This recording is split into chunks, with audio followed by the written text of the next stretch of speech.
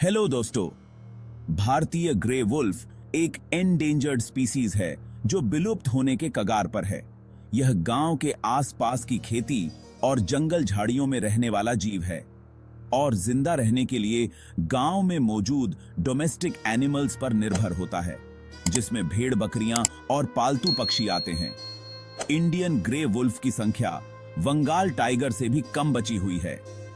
इनका रहना सहना हमारे गांव के लोगों और उनकी जमीनों पर ही होता है। देखो, भारत के डेक्कन इलाके की घास के मैदानों में यह छोटे देखने वाले भेड़िए दिन में गांव वालों और आसपास के बड़े जीवों के डर से अपने गुफाओं में या खेती में और जंगल झाड़ियों में छुपकर रहते हैं और रात के समय शिकार करते हैं।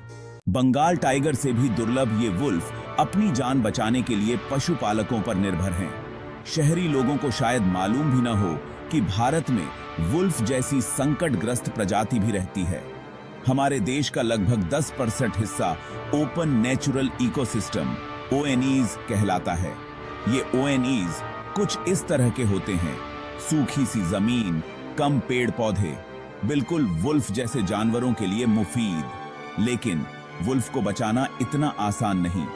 जमीन का इस्तेमाल, पर्यावरण नियम, पशुपालकों की रोजी रोटी, ये सब मिलकर वाइन्स के प्रबंधन को तय करते हैं। वुल्फ जैसे जानवरों की जिंदगी पशुपालकों की जिंदगी और खतरे में पड़े पारिस्थितिक तंत्र से जुड़ी है। तो ये भारत के संरक्षण के तरीकों को एक नई चुनौती देता है।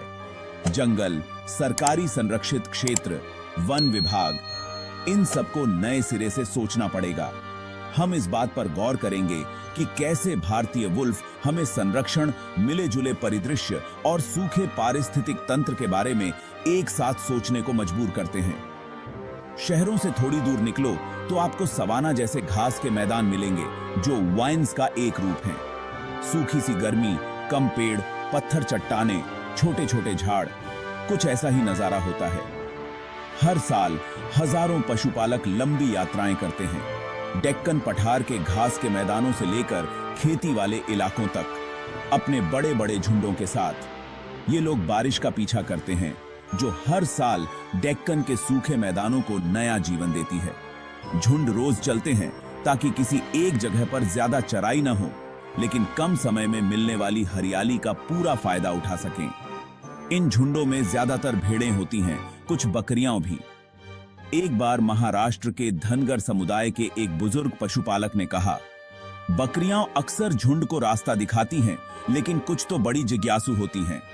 हमें ध्यान रखना पड़ता है कि वे भटक कर हमारे पास न आ जाएं।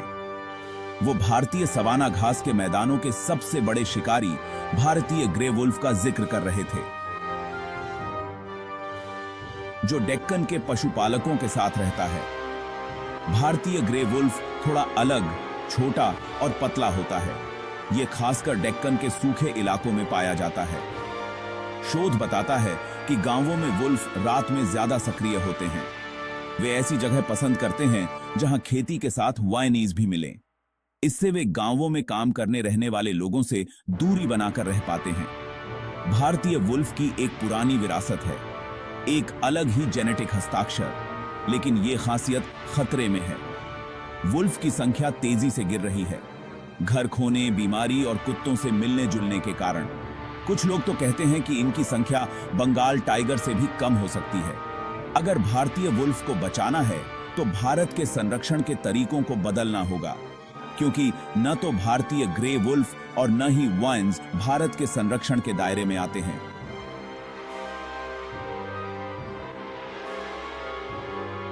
जंगल, संरक्षित क्षेत्र और वन विभाग, ये एक ऐसी प्रजाति है जो ज्यादातर पशुधन खाती है और लोगों के साथ रहकर ही जिंदा रह सकती है, खासकर पशुपालकों के साथ। साथ ही ये मिले जुले इलाकों में रहते हैं जो संरक्षित क्षेत्रों या आरक्षित वनों से बिल्कुल अलग हैं। ये सब वन विभाग के अधिकार क्षेत्र के बाहर हैं और सामाजिक आर्थिक विकास के लक्ष्यों से जुड़े हैं। सिर्फ पशुपालकों पर वुल्फ को बचाने का भार डालना ठीक नहीं, जब वंश जमीन के गलत इस्तेमाल से सिकुड़ रहे हैं।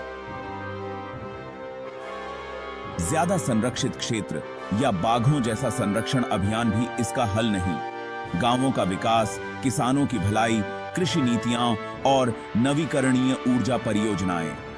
इनमें शामिल सभी संस्थाओं और निगमों के पास एक बड़ी जिम्मेदारी है, भले ही वे पहले पर्यावरण के लिए काम नहीं करते थे। वन विभाग के अधिकार क्षेत्र से बाहर वोएनीज को भी पशुपालन और जैव विविधता के लिए अहम मानना होगा, ताकि वुल्फ को बचाने के लिए सही और सामाजिक रूप से न्यायपूर्ण उपाय निकल सकें। अक्सर लोग मानते हैं कि सिर्फ पहाड़ों और जंगलों में ही प्रकृति और लोगों का मोल है। पेड़ और पानी होने से यह विश्वास और मजबूत होता है, लेकिन सूखे और चट्टानी वन्स उतने आकर्षक नहीं लगते और वहां रहने वाले समुदायों को उतना महत्व नहीं मिलता।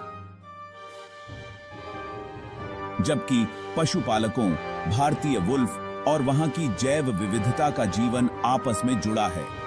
उनके रिश्तों और उनके भविष्य की जांच करके हमें भारत के वोएनीज के लोगों को नजरअंदाज करने वाले किले मॉडल संरक्षण को चुनौती देते रहना चाहिए। ऐसी ही और इंफॉर्मेशन के लिए स्वीट वाइब्स फन के साथ बने रहें। जय हिंद।